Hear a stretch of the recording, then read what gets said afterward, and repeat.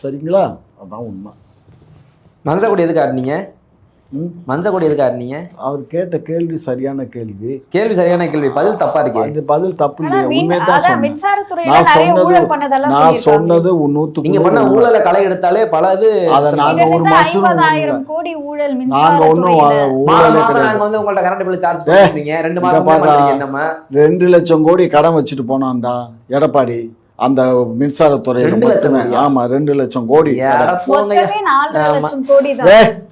அந்த ஈபிக்கு மட்டுமேமா, ஈபிக்கு மட்டுமே அது கடன். அதெல்லாம் இல்ல, எந்த ஒரு கணக்கு அப்படி கிடையாது. அதெல்லாம் கிடையாது, சும்மா அதெல்லாம் இருக்கு. நீ போய் நெட்ல போய் பாரு எவ்வளவு திமுக அதுல இதுவரைக்கும் 50,000 கோடி ஊழல் பண்ணிருக்கு. ஆமா 50,000. ஏமா 1 லட்சம் கோடி நீ 50,000 குறைக்குதா?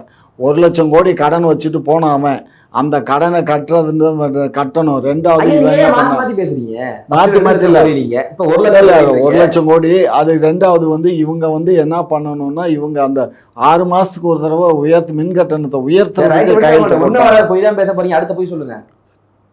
அடுத்து என்ன போய் மூச்சு வாங்கல.